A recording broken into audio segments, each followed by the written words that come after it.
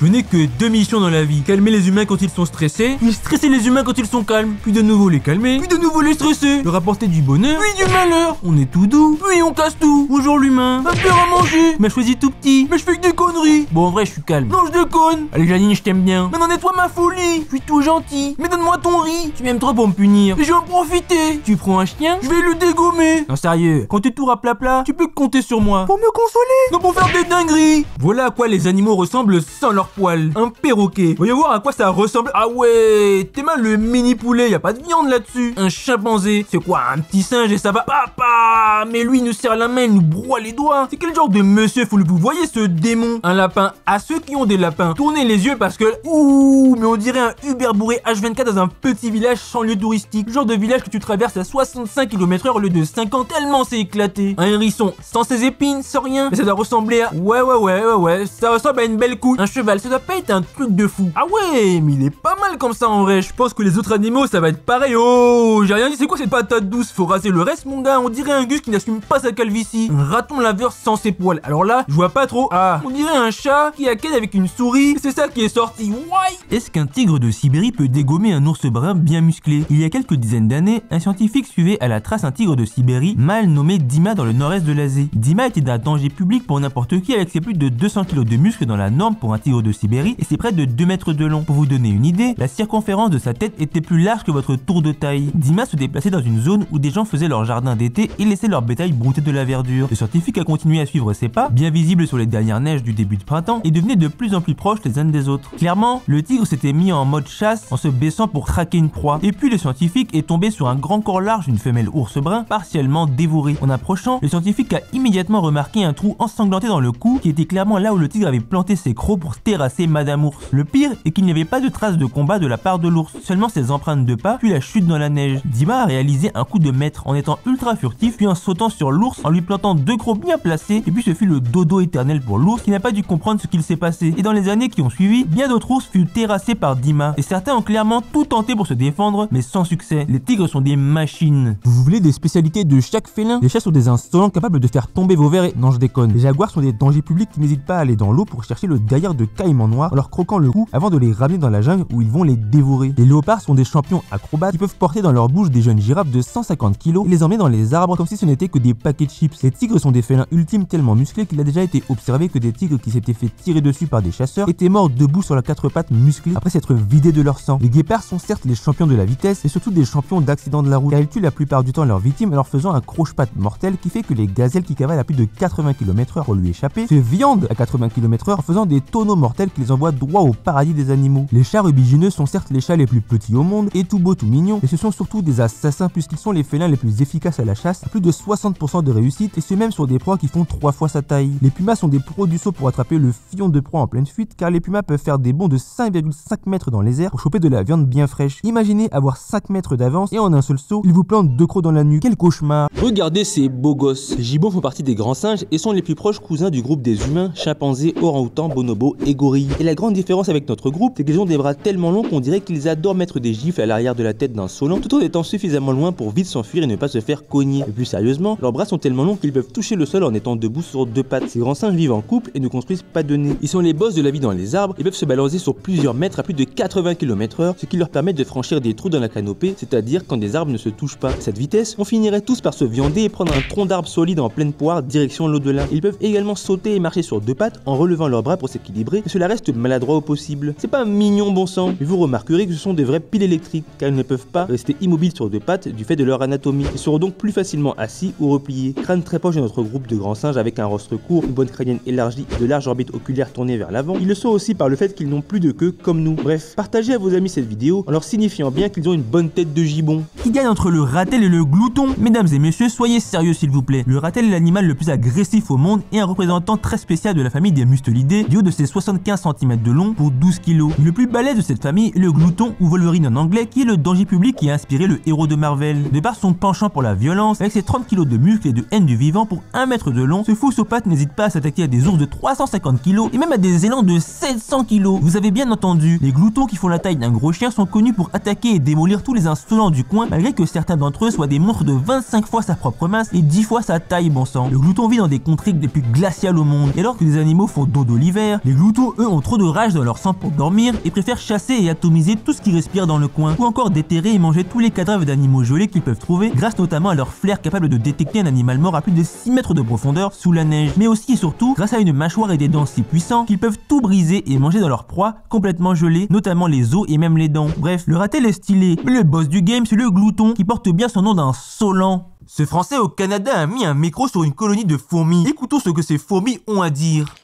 Et j'ai pas le temps aujourd'hui, le premier qui me ralentit, je lui claque les mandibules. T'es qui toi avec ta tête de termite? Et c'est qui a pété là? Ça sent les phéromones moisis. J'en ai ma claque de bosser ici, ça fait 18 jours que j'ai pas dormi. C'est quoi ces conditions de travail? Stop là. T'as pas dit toi, tu veux le goulag? Non, tranquille, on peut discuter. Ouh, la bite va mettre sa grande bouche lol. Oh, quand est-ce qu'on mange ici? J'ai la dalle moi, pourquoi y'a que maman reine qui mange et nous on a rien? Toi c'est même pas goulag, c'est la guillotine, viens ici. Non. Mais pourquoi les cerfs se jettent sur la route quand une voiture arrive au lieu d'attendre ou de fuir à l'opposé? Chaque année, c'est 40 000 matchs entre une voiture et un animal sur les routes françaises ou encore 7 000 au Québec. Le truc qui rend fou les automobilistes, c'est lorsqu'un cerf se retrouve au milieu de la route et voit la voiture arriver. Il ne bouge pas d'un millimètre. C'est une dinguerie à s'en arracher les cheveux puisque d'habitude, les animaux sauvages fuient comme des tarés à la moindre observation d'un humain dans les environs. Mais il ne peut pas s'en empêcher car alors que les humains ont des yeux faits pour voir les couleurs et des images nettes, les yeux de nombre d'animaux de forêt sont eux faits pour maximiser la sensibilité à la lumière et voir parfaitement de nuit. Ce qui est génial pour se déplacer, éviter de se faire croquer par un loup à minuit, mais absolument catastrophique lorsqu'en face, il y a une voiture plein phare qui déboule. Car c'est comme quand on allume nos téléphones en pleine nuit, mais qu'on se retrouve aveuglé, mais en 1000 fois pire. Le cerf aux pupilles dilatées, aveuglé par les phares d'une voiture, se met alors à attendre que ses pupilles se contractent pour pouvoir voir de nouveau. Sauf qu'entre temps, vous et votre bagnole n'avez pas le temps ni de freiner, ni de l'esquiver, et c'est le crash qui envoie le cerf dans l'au-delà et votre voiture direction la casse car elle finira broyée. D'autant plus si c'est un sanglier en face. Là, j'espère que vous avez une bonne assurance, sinon c'est finito pour vous. Quelle est la première espèce de félin à avoir foulé cette planète d'insolents? Lion, tigre, puma, chat, lynx et compagnie sont tous des félins. La famille est aussi appelée Félidés. Et dans cette famille d'insolents se cachent 3 groupes principaux. Les petits félins appelés les félinés ou petits félins, ceux qui peuvent ronronner et ne peuvent pas rugir, du style lynx, puma, guépard, serval et chat sauvage. Viennent les panthérinés ou grands félins qui réunissent 7 grands insolents: panthère nébuleuse, lion, léopard, panthère des neiges, jaguar et tigre. Mais connaissez-vous le 3e groupe, la sous-famille des grands félins, des macérodontinés? Ce sont les félins à dents de sabre qui contiennent le fameux smilodon, cauchemar de l'humanité, ainsi que d'autres ayant des dents venues des enfers. Cette sous-famille a aujourd'hui complètement disparu. Mais qui est l'ancêtre de tous ces minous plus ou moins grands et plus ou moins menaçants pour l'espèce humaine? Ces carnivores modernes partagent un ancêtre commun qui serait probablement rattaché aux myacidés, des petits carnivores de forêt qui seraient apparus il y a environ 60 millions d'années et qui avaient l'allure et la taille des génètes actuels avec un corps allongé et une longue queue. On a peu de fossiles car la fossilisation dans les milieux tropicaux n'est pas géniale. Et les espèces disparues considérées comme les plus proches de l'ancêtre des félins seraient Proailurus, un petit carnassier européen arboricole apparu il y a 40 millions d'années, puis Pseudaelurus qui vivait il y a 9 à 20 millions d'années en Europe et en Asie, et dont les félins modernes ont divergé il y a 14,5 millions d'années. Selon la science actuelle, les félins auraient effectué 2 vagues de migration pour répandre leur insolence. Il y a 9 millions d'années, les félins d'Asie ont envahi l'Afrique et l'Amérique avec la baisse du niveau des océans, leur offrant de nouveaux passages. Puis, il y a 1 à 4 millions d'années, les félins d'Amérique ont envahi l'Europe et l'Asie, notamment les lynx et les guépards. Quels sont les plus cauchemardesques insectes préhistoriques? Vous pouvez déjà compter sur Meganeuropsis spermania, une espèce physiquement proche des libellules qui n'en est pas une. C'est le plus gros insecte connu de toute l'histoire, avec une longueur d'aile de 33 cm, une envergure de 71 cm et un corps de 43 cm. Pour vous donner une idée, cet insecte pouvait largement se nourrir d'animaux aussi grands que des écureuils. On est d'accord que tout insecte qui se nourrit de mammifères, ça devrait être illégal, n'est-ce pas? Ce démon ailé vivait il y a environ 285 millions d'années. Mais je sais que quand vous dites insecte, vous voulez dire arthropodes, avec les arachnides, les crustacés et compagnie. Donc allons voir le scorpion Pulmonoscorpius kyrtonensis. Un scorpion moderne va de 1 à 25 cm, mais le kyrtonensis faisait 70 cm de long, c'est-à-dire légèrement plus grand qu'un berger allemand, bon sang. Ce danger pour notre santé mentale vivait il y a environ 330 millions d'années. Rien que de l'imaginer me piquer le fion, ça me donne envie de rage quitte. Passons ensuite à Arthropleura, une ancienne espèce de mille-pattes. Le plus grand mille-pattes actuel est l'hule géant d'Afrique qui fait 38,5 cm de long, riche ridicule face au genre Arthropleura qui atteignait 2,5 mètres de long pour une masse de 50 kg. Imaginez un mille-pattes de la taille d'un alligator capable de vous faire des centaines de câlins mortels en une fois. Cette folie vivait il y a environ 300 millions d'années et il faisait la même taille que Jachelopterus ternanier, un arthropode marin disposant de 2 pinces longues de 46 cm. De quoi vous décapiter aussi facilement qu'on coupe un kiwi. Fort heureusement, ce danger disparu vivait il y a plus de 250 millions d'années. On est bien à notre époque, n'est-ce pas? No way! No way! No! Hey, stop! Ce gypaète barbu est un vautour, et comme tous les vautours, il vous emmerde. Dans le sens où vous, comme la majorité des humains, pensez que les vautours sont des sales dégueux. Car qui dit vautour dit charognard et donc cadavre. Préfériez-vous vivre dans une belle nature comme aujourd'hui, ou un monde rempli d'odeurs nauséabondes, de sources d'eau polluée, de maladies animales en pagaille et de corps sans vie d'animaux dans chaque coin de vos forêts préférées qui mettent des lustres à se décomposer? Si vous préférez une belle nature, alors remerciez les vautours en allant leur faire des bisous baveux. Pour vous donner une idée, lorsque la population de vautours en Inde a drastiquement chuté au début des années 2000, certains se sont réjouis comme des chèvres. Et bien entendu, le karma a frappé. Ils sont passés de chèvres à chialer, et pour une bonne raison. Des chiens sauvages ont alors remplacé les vautours dans la chasse aux corps d'animaux sans vie, ce qui a fait exploser non seulement la population de chiens sauvages, mais aussi le nombre de gens qui se sont fait mordre et qui ont contracté la rage. Petit rappel que la rage vous tue dans 100% des cas si vous ne vous faites pas vacciner, et que crever de la rage, c'est quasi certainement passer par la case hydrophobie, où le simple fait de mentionner le mot eau ou liquide en votre présence vous plonge dans une hystérie incontrôlable, car la rage force votre corps à rejeter tout ce qui est liquide. Car pas de liquide égale pas d'eau égale vous allez rejoindre le paradis plus vite. Bref, vive les vautours, vive les charognards, et buvez 1,5 litre d'eau par jour, bande de morue. Ce prédateur n'est ni un félin ni un furet, c'est un fossa, le plus dangereux prédateur de Madagascar. Les analyses génétiques nous apprennent qu'un fossa est une mangouste qui a décidé qu'elle en avait marre d'être une proie et de se tirer sur une île pour y tuer tout ce qui bouge. Mesurant près d'1,60 m de long pour plus de 8 kg de muscle, le fossa chasse jour et nuit des lémuriens dans les arbres. Pourtant ces primates sont aussi grands que lui, mais le fossa n'en a rien à cirer et massacre les adultes les plus costauds. Comme tout tueur qui se respecte, le fossa ne fait pas de discrimination et démonte également les oiseaux, les reptiles et les autres victimes du coin. Lorsque la femelle fossa est en chaleur, elle se met en haut d'un arbre et tous les mâles du secteur viennent chacun leur tour s'accoupler avec elle. Chaque passage dure environ 2 heures par mâle, et la femelle, pas timide pour un sou, gueule dans toute la jungle pendant l'acte entier. Un boucan qui peut s'expliquer par le fait que les pénis des mâles est recouvert de bordels d'épines orientés de sorte que le pénis rentre facilement, mais sort difficilement car les épines s'accrochent à l'intérieur de la femelle. Les femelles ont aussi tout un foutoir car leurs ovaires se développent de manière disproportionnée pendant leur jeunesse, ce qui fait croire qu'elles ont un pénis. Parfait pour passer inaperçu et feinter les mâles et éviter qu'ils ne viennent s'accoupler avec leur machin plein d'épines avec des femelles encore trop jeunes. Mais pourquoi la plupart d'entre nous ont peur des araignées? Certains aiment bien dire que ce n'est pas la petite bête qui va manger la grosse, mais cette phrase insolente oublie quelque chose de crucial. Si l'humain est aujourd'hui bien plus grand qu'une araignée, ça n'a pas toujours été le cas, loin de là. Cela fait plus ou moins 200 000 ans qu'on est des humains modernes. Mais avant tout ça, tous les mammifères, y compris les humains, ont passé des dizaines et des dizaines de millions d'années en tant que petits mammifères faiblards qui se cachaient de terrifiants dinosaures et compagnie. Petit rappel qu'en Australie, les araignées dévorent des petits mammifères comme ici, avec ce pauvre possum pygmée. On a donc passé 99% de notre existence de mammifères à devoir légitimement flipper des araignées car elles étaient capables de nous zigouiller sans aucun problème. Et c'est pareil avec la peur des serpents d'ailleurs. La preuve en est que des chercheurs qui ont étudié la question ont prouvé que les humains, adultes, enfants et même bébés pouvaient détecter la présence d'une araignée dans une série de photos bien plus vite qu'ils ne pouvaient détecter d'autres objets par exemple. Et ces chercheurs ont également trouvé quelque chose d'intéressant. La peur des araignées n'est pas innée pourtant, elle est transmise par les parents. Il s'avère que des bébés dont les parents ne leur apprennent pas à fuir d'araignées et serpents ont beaucoup moins peur, voire pas du tout peur de ces petites bêtes jusqu'à l'âge adulte. Cette peur serait donc partagée aux enfants via les parents dont la culture est d'avoir peur de ces animaux.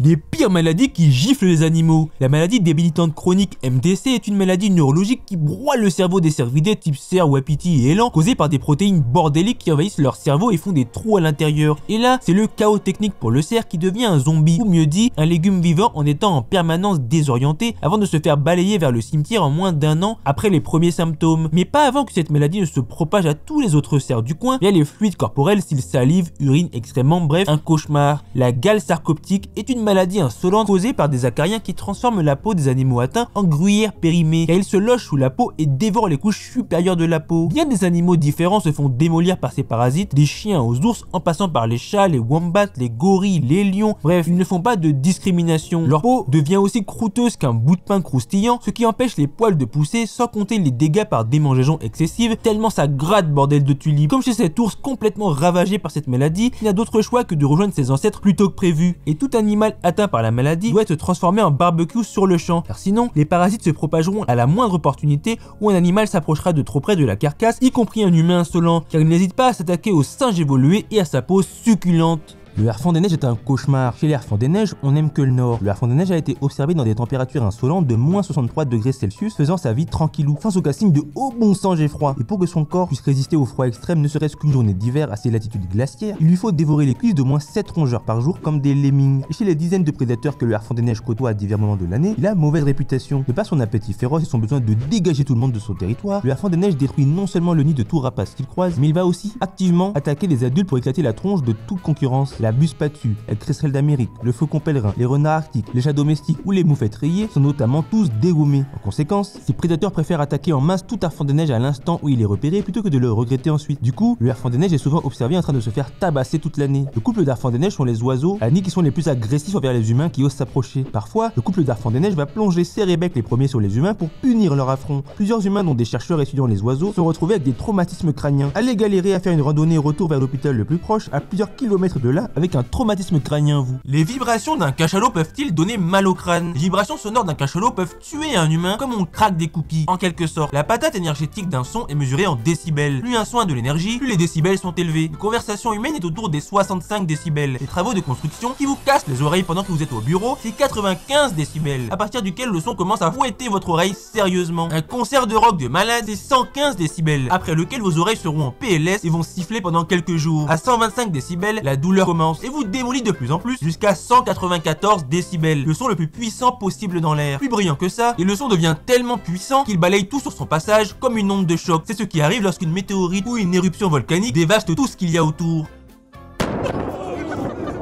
Et le cachalot est capable de bien plus que 194 décibels, ce qui est possible car l'eau est plus dense que l'air. Et dans l'eau, le son le plus puissant jamais émis par un cachalot est de 234 décibels. Un son si puissant qu'il pourrait non seulement pulvériser vos tympans, mais aussi faire vibrer votre corps tellement fort qu'il vous enverrait au cimetière. Un biologiste marin qui étudiait les cachalots faisait de la plongée pour les observer. Quand il a tenté de pousser un bébé cachalot qui s'était approché de trop près de lui et de sa caméra, le museau de jeune cachalot vibrait tellement fort que la main du biologiste s'est retrouvée paralysée pendant 4 heures après l'avoir touché. Mais l'eau étant un milieu plus dense, les décibels sont réduits après la traversée. Mais si un cachalot le souhaitait, un puissant son émis en votre direction serait tout de même assez fort pour vous briser les tympans et créer de multiples hémorragies internes dans votre cerveau. Bref, vous l'aurez compris, un cachalot peut vous donner une fessée mortelle juste en vous gueulant dessus. Comment les tardigrades font-ils pour respirer? C'est une bonne question car ces petits animaux cheatés qui résistent à presque tout n'ont pas d'organes qui permettent la respiration. Ces animaux en forme de tonneaux au corps trapu qui ne font qu'entre 0,3 et 0,5 mm n'ont pas de poumons ni même de branchies pour respirer. Alors comment font-ils? Ils absorbent l'oxygène directement à travers leur peau. Tout leur corps fonctionne comme une sorte de super éponge qui laisse entrer l'oxygène et sortir le dioxyde de carbone. Pas besoin de prendre des grandes respirations comme nous, ils respirent en continu sans même y penser. Au niveau de leur bouche, ce sont des mini-monstres. Leurs petites bouches sont équipées de sortes de mini-lances qui percent le derrière de cellules de plantes, d'algues ou de minuscules animaux sans défense. Avec ces lances, les tardigrades aspirent les liquides à l'intérieur de leur proie comme des yopes. Et tout le corps est presque entièrement dédié à la digestion. Tout ce qu'ils mangent traverse un intestin qui prend presque toute la longueur de leur corps. Ils ne font leurs besoins que lorsqu'ils muent et changent de peau. Même s'ils sont minuscules, les tardigrades ont un cerveau. Il est situé au sommet de leur tête et ne prend que 1% de leur corps. Ce cerveau est relié à un cordon nerveux qui descend le long de leur corps avec des ganglions à chaque segment, un peu comme des cerveaux secondaires. Ces ganglions envoient des signaux vers les pattes, ce qui leur permet de réagir rapidement et de se déplacer ou même de sentir leur environnement. Ils ont même des petits yeux pour apercevoir la lumière et des poils sensoriels pour détecter ce qui se passe autour d'eux.